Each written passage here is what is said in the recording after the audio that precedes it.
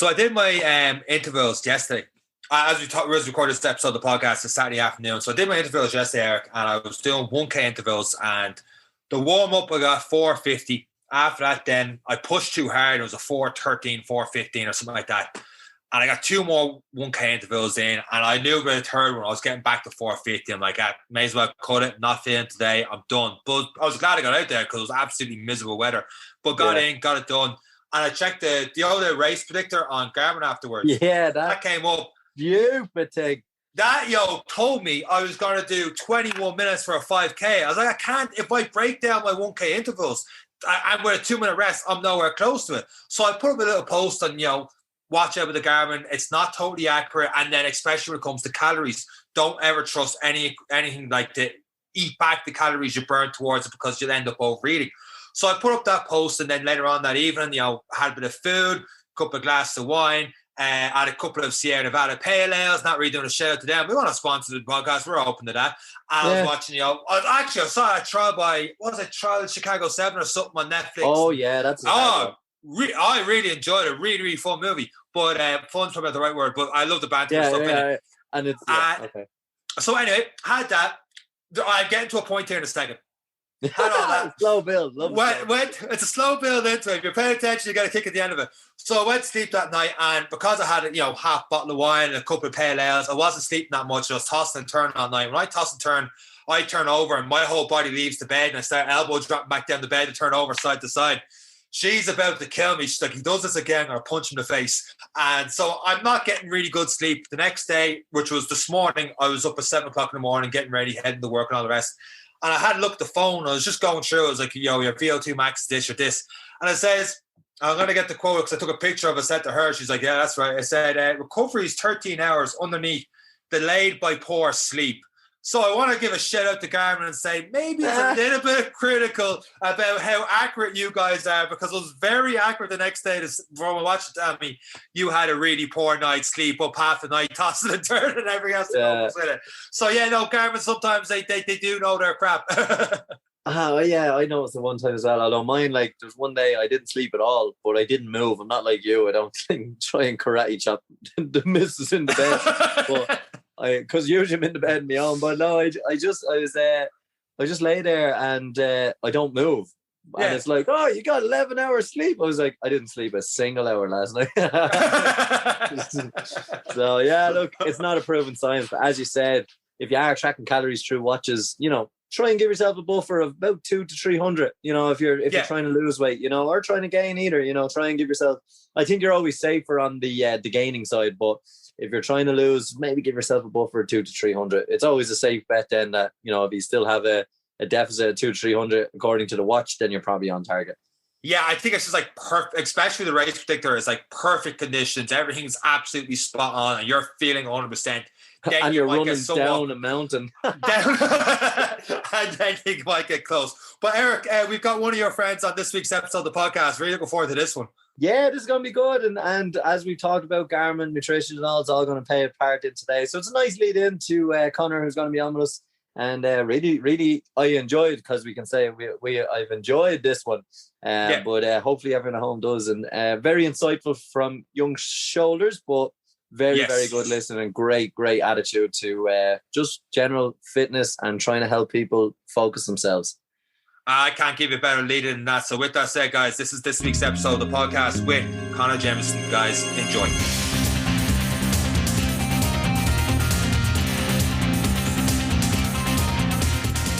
So in this week's episode of the podcast, we have got one of Eric's friends with a military background. Big man into his GAA, turned into a little bit more CrossFit, is doing his first CrossFit competition in a couple of weeks' time.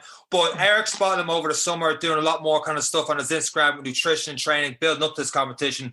Eric, I'm going to let you take over from here. And this one's this week's guest. Welcome to the show, Conor Jamieson. Thanks very much, guys. Cheers. Yeah, see, he had to say Eric's friend because Seán doesn't have friends. So it's usually I actually don't even know why I hang around with him now, to be honest. But yeah, it's usually me that brings people on. Conor, thanks so much. No problem at all. No problem. It's a pleasure to be here. As Seán was saying, I was away there for the last while, and it was one of these days now. I'd had a Wendy's, but I had a Diet Dr. Pepper with it now. It was a big day of calories. And then I seen you putting up some salmon and potatoes, and I was like, all the good stuff. No, I'm gonna say it. Over 18s, this fucker making me feel bad for the day I'm after having. So, but then I really got into following you, and it was absolutely amazing. Now, when we started training together, there was one day I realized. Now, Seán calls us friends, but it was this one day I realized we could never be friends. We were in the drill shed, and we did a plank competition. Seán, this scumbag, how many minutes did you hold a plank for? I think it was near 14 minutes or something like that. 14? Yeah. I was going to say 6 or 7. I was going to be impressed. No, 14 minutes. And that's when I knew me and him can never be friends. Ever. I was like, you disgust me. You absolutely disgust me. Eric, what did you get? You what? Eric, what did you get? We got to have compare and contrast here. In fairness now, it wasn't bad. I think I held it for 4.5 minutes or something, which is the longest I've ever held a plank for, and I'll never do it that long again. I'd be impressed, eh? This little shitbag, he wasn't even shaking. He wasn't even shaking. And I was like, sick of him. But I was shaking big time. Don't worry about that. Yeah, he was like a swan, calm and graceful on top, but kicking like fuck underneath. Anyway, so I seen how impressive his mentality was in training, and always a positive attitude. And it was always something I admired him. And I was older in a different kind of platoon and stuff we kind of joked about, but I always admired the work ethic he always had and his mentality. It was never a disappointed. It could have been raining, we could have been in muck, we could have been backpacks, but always had that. And the closest thing to David Goggins I've seen, him and Ozzy are similar. The only difference is I like Conor more than I like Ozzy. Ozzy just makes me feel bad every day. Ozzy's a great man. He's a great man. He is a great man, but he's old. We have to give him. He's married and has a baby now. It's over for him. So, but in fairness to Conor, I've always admired his positive attitude. And when I was away from home, obviously you spend a lot more time online trying to keep in touch with people at home. And I just seen, Conor, you moved into the CrossFit kind of element of it. Was that something that came about during lockdown, or how long have you been doing that? So yeah, CrossFit was kind of on the radar since the start of last lockdown, really. So once COVID, I was kind of in transitioning from football into it, and then COVID hit. So it was a bit of a bumpy road. I started off in a gym in Dublin called CrossFit Ireland, and it was going well for a couple of months. I seemed to pick things up naturally enough, and just COVID hit. I'm currently studying in Galway at the moment, so I had to move. So it kind of broke back down. So it's literally since the start, mid last year, it's kind of really kicked off for me. So yeah, really enjoying it so far. Yeah, and that's what I noticed, because I went away mid last year and I just seen more and more posts of it, and you started to put a lot more onto Instagram. One of the things I have, and I still struggle, even though me and Seán are running our own business, it's all based online, I really struggle with posting on my Instagram. One, because I'm afraid of what people think of me, which is a really, really terrible thing and something I need to work on myself. But I was admiring how much of your training life you were putting online. What did you find it difficult to put yourself out there? Yeah, so before I started up my current page, I actually went off Instagram for 6 months. So I did have an Instagram before, and I took a bit of a break off Instagram. Just I felt I was a lot more productive without it at the time. I was able to kind of focus on other things as opposed to looking on my phone for half an hour.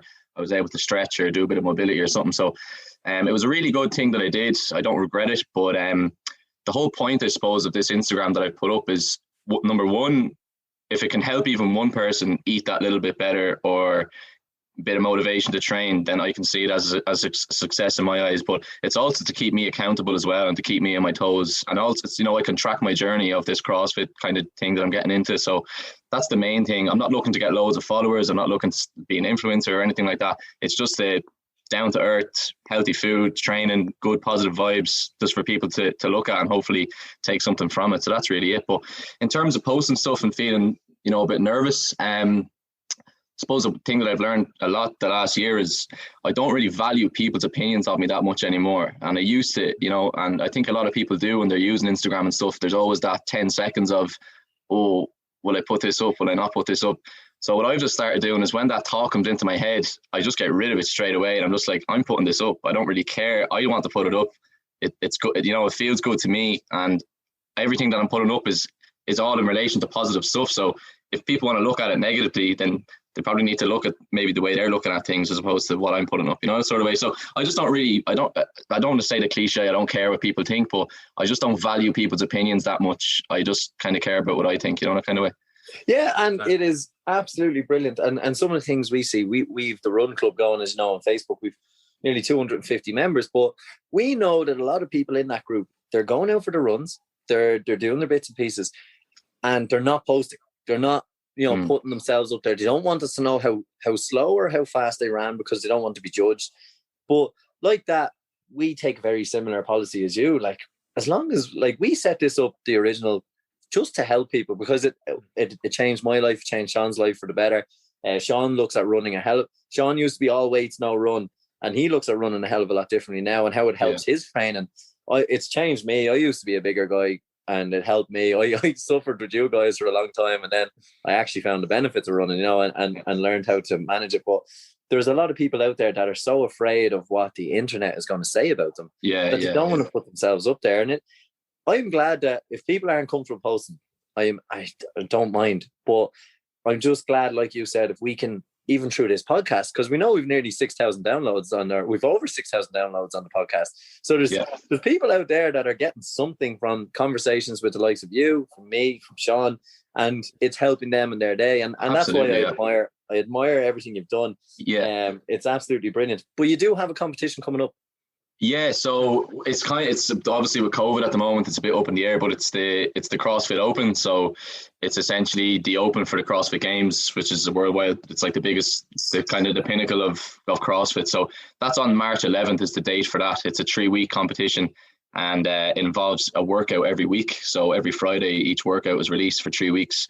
The only thing is, with gyms being closed and stuff at the moment, it's a bit wishy-washy whether I'm going to be able to actually compete, but I'm training for it with hoping that we might be able to swing something, or we might be able to sort something out, but it's a bit up in the air at the moment now, so I'm just trying to stay positive about it, Do you know, with the CrossFit Games, I don't know too much about CrossFit, but I did see the couple of different documentaries they put up on Netflix. Yeah. Do you know exactly what you're training for, or is it kind of like the actual CrossFit Games where this video comes up and goes, okay, you've got to do this challenge this week, or is there anything particular you're training for?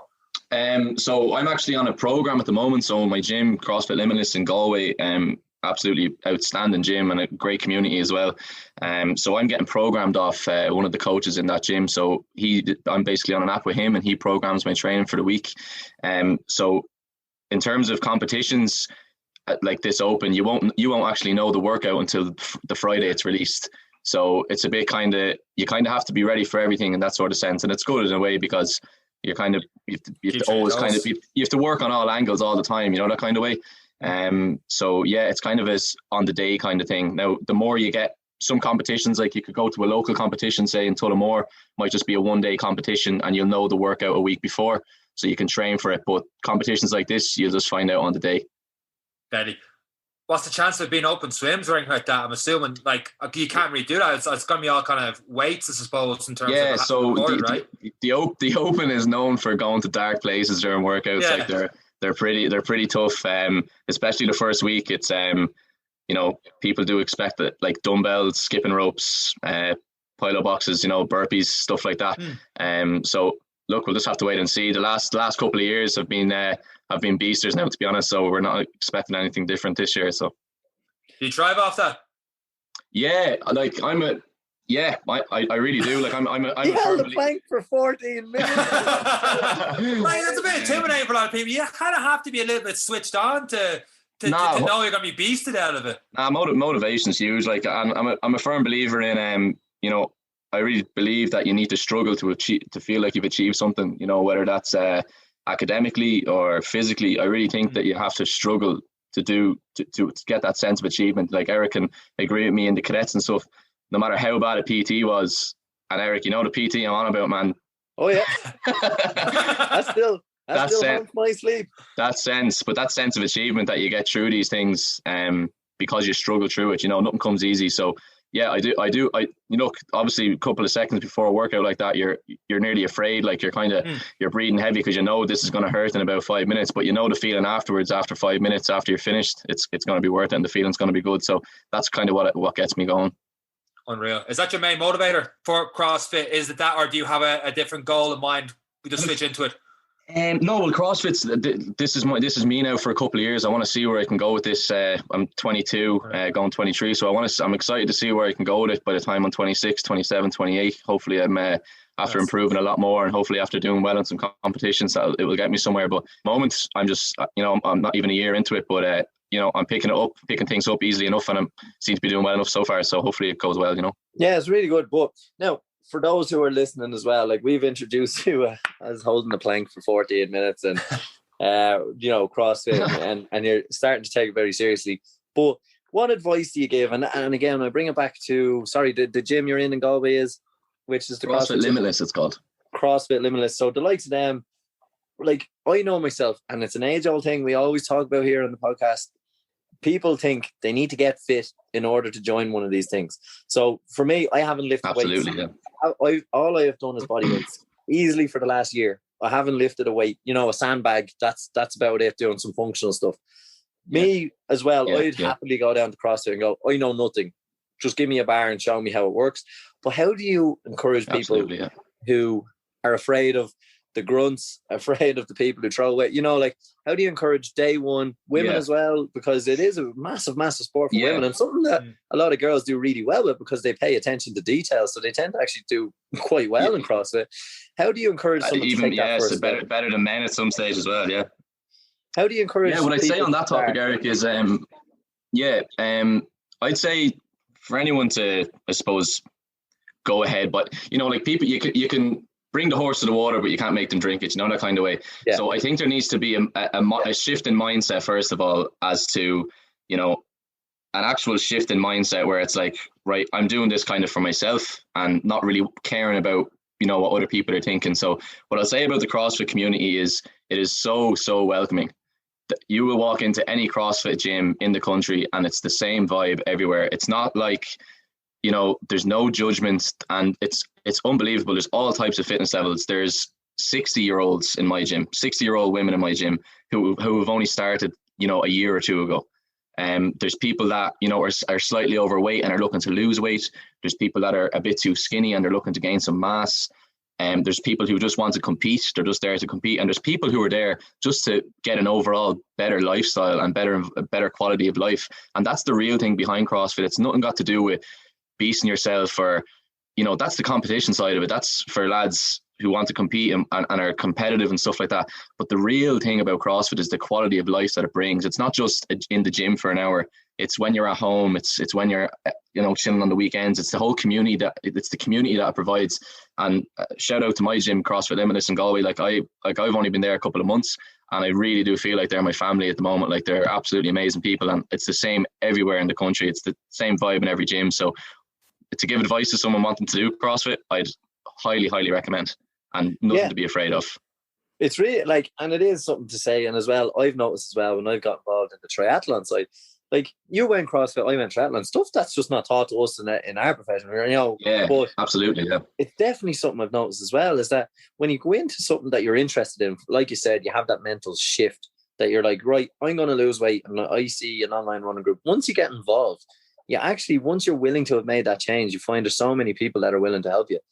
And there's so many people that are there to root for you rather than put you down. We're not going to tell you how bad you are because you had, a takeaway on the weekend. Like, we were inundated with messages. And I come back to the food that you put up online. We were inundated with messages from people going, oh, look, it's Pancake Tuesday. Should I have a pancake? And our response was, absolutely. If you want the pancake, have a pancake. It's some people, and I know yourself, you're probably in competition, so you're probably slightly more rigid. So you'll say, look, I'll have my pancakes on my day. Don't worry, I had pancakes. Yeah. But everyone knows what I've been doing. So, but my point is some people they feel like it's either all or nothing. That if I want to lose weight, I have to give up my former life, and it's not really that. You just need to change one element. Isn't that what it is? Like you said, change that mindset. If you were just 100%. So when it comes to nutrition with me, I hold 3 big words in my head all the time, and that's consistency, discipline, and mindset. So they're the 3 big words that I use when it comes to nutrition. And I believe if you follow each one of them words through every aspect of your life, you're going to do well. So like nutrition, if you want to lose weight, you don't have to give up anything. You just need to be in a calorie deficit. And before I start talking about nutrition, I'm not a nutritionist. I'm not a food scientist or by any means. I'm just a guy who's researched a lot, who's tried a lot of diets and has seen the ups and downs of doing different things. So lose weight, calorie deficit. You can eat 1,800 calories of McDonald's every day for 2 months and you'll still lose weight, if that makes sense. And if you want to put on weight, you need to be in a calorie surplus. So there's no need to cut out things or to restrict yourself. Like, you know, that just creates an unhealthy relationship with food. And that's when people start losing interest, is when that starts creeping in. So if you can talk to someone about, you know, the actual science behind losing weight and the science behind gaining weight, you'll find that it's actually a really enjoyable process. And as I said, like, if you're consistent, disciplined, and you have a good mindset going with that, you're going to do well. And that's what I love about it as well, because we're at a stage where we've so much information that sometimes when you log on, if you search fitness or diet, if you type into Google diet, first thing you're going to get is the no carb diet, then golden days, the Atkins diet. Carbs are so good, man. Yeah, carbs are great, but carbs are good. You're looking at keto diets is the new thing, and then carnivore diets. Yeah, someone was going to. We spoke about it in week 1, and then what was the other one, Seán, that still gives me nightmares? Was that the carnivore vegan diet? Yeah, a bit of both. Yeah, we were saying January was World Carnivore Month, and January is also vegan area. It's like, oh, which one is it, guys? But like you said, they're all just strategies to lose, and they're all like religions these days in terms of, they're like, this is our only way to do it. It's the only way to do it is get rid of carbs. The only way to do it is get rid of fats. The only way to do it is not eat meat. The only way to do it is to only eat meat. And you're like, you simplified it the best way. Consistency and that calorie deficit will get you there. Yeah. And like, I suppose when we're talking nutrition as well, you know, it all depends on what you actually want. Like, you know, everyone's different. And a big one that I had to kind of get into my head was, I nearly felt like my head and my body weren't interlinked at one stage when I started going on, you know, getting into nutrition and being really interested. So, you know, I wanted, you know, everyone eats well and everyone exercises. You can look at it either way you want. You want to look in the mirror and you want to look good. Boys want to look in the mirror. They want to have a six pack. They want to have some buys and triceps going on. That's part and parcel of it. But it's different if you want to be your nutrition to be based off performance. So a wise man once said to me, Mark Rohn, shout out to him, you can't eat like a show pony and train like a racehorse. And that was something that really clicked with me. So, you know, it's aesthetics. Like, if you want to look aesthetically good, you're going to have to be in like a nice calorie deficit there, where, you know, your performance is probably going to take a hit, because you're not going to have that, you know, the carbs in your system that give you energy to perform. They're not going to really be there. You know, so at the moment, my diet is based off being fit as opposed to looking fit. And I'm on a bit of a surplus at the moment. I'm looking to gain weight. I'm on over 3,000 calories a day, but I need them calories in order to train well and to progress in my training. Whereas before last year, I was dropping my calories down to 1,800 to 2,000 calories.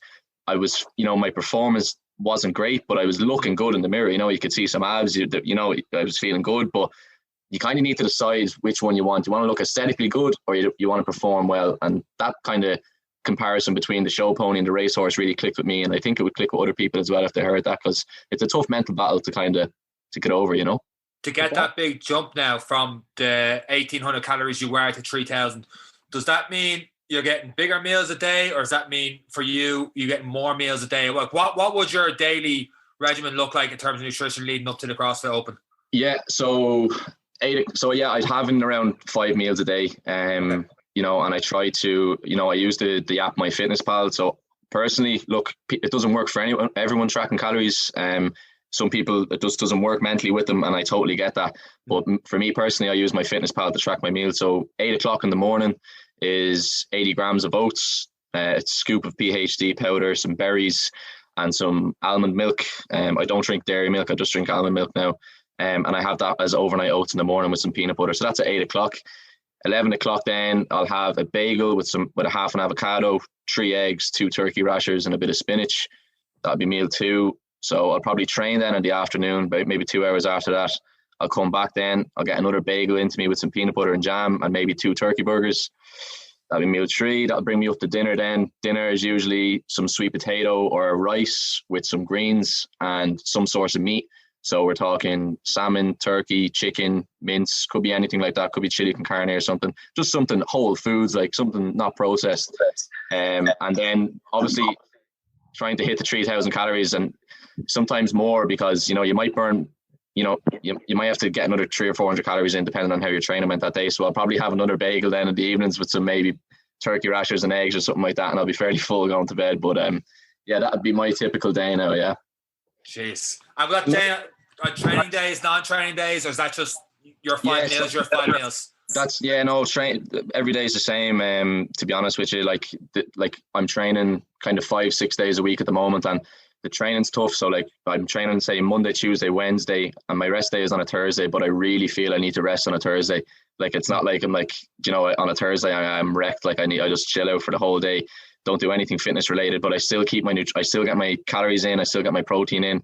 Still take my creatine and protein, whatever you need to be, like your supplements and stuff like that. So my diet doesn't really change based off rest days or anything like that, because I know I'm going to be back on the bike the day after anyway. Gotcha. It's amazing. Like you've described a phenomenal amount of food. Like I was actually saying, I don't know if I could eat all that. Yeah. Difference being, and this is the fact that I had a conversation with my mum before I went away. Oh, she'll kill me if she ever listens to this. Good thing she's bad with technology. So she was eating very little, but she was eating all the wrong things that was making her calorie intake be nearly 8,000. And she was eating so little. She's like, how can such a little biscuit have such a big thing? You know, she's like, it's a killer. It's a killer. I know. But people, I don't know whether it's in school, but my mom, plus 60, 20 years of age, she never knew what calories were. You know, she knew what good food was, bad was. And it's only now as well. Some people know, but like you said, you could eat McDonald's. You could go and have one meal at McDonald's and hit your 3,000 for the day. That's it. Yeah. Or I'll feel awful, but I hit the calories. Yeah. You know, or you could have all that food that you've said, it's whole foods, and you can meal prep a lot of that, bagels, or you know, like that's one thing that I think people are kind of missing, is they think they have to eat very little of something in order to make that. But in actual fact, if you eat the right things, you can have big meals that will keep you full. Yeah, absolutely. And don't get me wrong, it is a mental battle, because people who really do care about how they look, and I'm not going to lie, I do like looking in the mirror, and I do like walking around thinking that I am looking good aesthetically. But as I said, like what I'm focusing on now is performance. So I know that like last year when I was on that kind of 2,000 calories, it was just 3 meals a day with a little snack in the evening time. So it was like, you know, a spinach salad with some tuna and stuff like that in the middle of the day. You know, but if you're looking like you need to look at, you know, I'm just going back to, you need to know what you want in your head. Some people are a bit confused. You know, I want to run a sub 40 10K, or I want to run a sub 25K, but I want to eat like you need to eat for that. Like look at your food as fuel, as opposed to looking at your food as a bad thing, you know, that kind of way. Absolutely. 100%. And me and Seán always say, I want the biggest arms in the world, but I want to run marathons. And Seán keeps saying, well, pick one and stick to it all. Yeah. See, that's actually kind of how I got into CrossFit, lads, as well. Like I was always big into running, like Eric, you know me, and the cadets and stuff like that. Like I think my 5K time is 17:45 would be my fastest 5K. And I've done a 38-minute 10K. So I've always kind of been decent at running, like, but then you'd look at my body type, you'd look at the shape of me, and you'd look at and go, geez, he's a little bit like not heavy or chubby, but he doesn't look like a runner kind of. Yeah. But then I'd be decent in the gym as well. So people used to always say, like when someone turned around and said, here, have you heard about CrossFit? It's like a mixture between both of this. I was like, here, seriously. I can lift weights and I can run. Get me in on that 100%. Yeah. So that's kind of how it went about, really. And to be honest, knowing you and having trained with you, it is a perfect matchup for you. It is, and I totally understand why you're going down the road. It was like, I'd like to see what I can do in 4 years. And I only hope that me and Seán can use this podcast and cash in on you in 4 years' time. Because I genuinely do. I think you're going to have a great success with it, because one, your attitude. And as you said, you have the 3 words there based around consistency. You know, like you take the simple, you take a hard concept for a lot of people and you make it very simple. And that's one reason I said to Seán, I was like, we have to get this guy on, because we reach the same thing we're doing. It's a different sport. We're into the running and the cycling and the personal training as well. CrossFit is a entity in itself, but the mentality is always the same no matter what you're doing. And exactly. always come back to that consistency you've talked of, and it's been absolutely brilliant to crack into your brain a little bit based on what I've seen over the last little while, and it has been so good. And I have no doubt that people have definitely gained from it. I've definitely been inspired. So same. I did when I went away, I would get onto this diet stuff. I'd start looking after myself a bit better, and then I arrived home and my mom did some pudding and batch loaf for me. So I was like, right, you better wait a week. yeah, absolutely. But yeah, I'll get on board anyway, and if you don't mind, we might take a look at some of your meals and put them out there and tag you in it, and just show it. Absolutely. Just it takes to be consistent, because you have been phenomenal inspiration to me anyway, and you always have been since we met each other. It's been phenomenal to watch the journey. We're excited to see the rest of the journey. Have you any last bits that you'd like to say to people who are looking to make that change, looking to change that mentality? Have you any last bits of advice or inspiration for people? Yeah, so I suppose the word precedent is a big one that I always use when I wake up in the morning. And you know, people kind of focus so much on they want to change their mindset, so they're going to train today or they're going to eat well today. Whereas really the good decisions actually start from the minute you wake up. So when I wake up in the morning, I make sure that I don't put snooze on my alarm, or that I don't walk out of my room without making my bed and things like that. So them little wins at the start of the day create precedent for the rest of the day, if that makes sense. So, you know, that'll turn into a good training session, and that'll turn into good food choices and stuff like that. So it's not just like I'm going to train, I'm going to start training. It's a bit of a mindset shift and a lifestyle change, that I'm just going to incorporate these things into a better life that I want to make, if that makes sense. So that would definitely be, I think that shift in mindset is definitely something, and just taking every small win every day, because they're the little things in people's lives that kind of negatively impact their day, but they don't actually realize it. Things like pressing snooze in your alarm, and I'll get up at 8 and go for a walk, and then you press snooze till 9 and you're not out of bed till 10 and stuff like that. You know, it's hard to get momentum going. So even just focus on small things like that throughout your day, and then start incorporating in, you know, healthy food choices, you know, or maybe I'll look up a bit about calorie deficits or calorie surpluses, and maybe I'll look into someone about doing a bit of training and stuff. But I just think it's all rolled into one. You know, it's all rolled into one really, and that just creates a good, healthy lifestyle. So that would be my advice to people out there looking to get started. Yeah, if you're going to change the world, start by making your bed. It's never a truer statement. Here. There's nothing worse than going downstairs and coming back up and your bed's not made. Like, getting back into it at night, it's just after a hard day, you come back to a made bed, and it's a great little book and a great speech if anyone has ever seen it. But it's been absolutely phenomenal. Seán, have you any last points for Conor? I feel like, Conor, I've listened to if David Goggins had an Irish accent, that's what I'm listening to right now. Conor, where can we find you on Instagram, particularly for those nutrition meals, stuff like that? Because I know people would be definitely interested in that side of it, as well as obviously your training. Yeah, cool, Seán. Yeah, so my Instagram name is Conor_Jamieson. That's Jamieson spelled Jamieson. So it's an old Scottish spelling. My dad is from Scotland, so it's a bit of a weird one. We all have our problems. Don't worry about it. Yeah.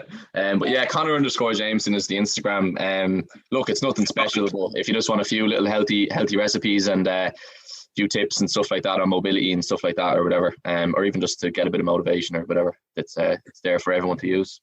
Unreal, Conor. Thanks again for this interview. Really enjoyed it myself. I know Eric did too. Best of luck in the CrossFit Open in a couple of weeks' time. Appreciate it. Thanks, Seán. Unreal. Really hope it goes ahead. Yeah, no, that's it. And it's been wonderful to have Conor on, and hopefully we can have more like him on over the next couple of weeks. But as Seán said, very best of luck, Conor. It's been absolutely brilliant. Hopefully those listening get something out of it as well. And it's been wonderful. An education talking to you, actually. It's been refreshing, especially with all the negative talk just going around. It's nice to see you're doing so well, and it's been absolutely brilliant to chat to you about it. Thanks so much for coming on. No worries, boys. Thanks for having me. Appreciate it. Take care, Conor. Look after yourself, guys. Thanks for listening to this week's episode of the Any Given Runday podcast. And that's it from the three of us. Take care. Bye.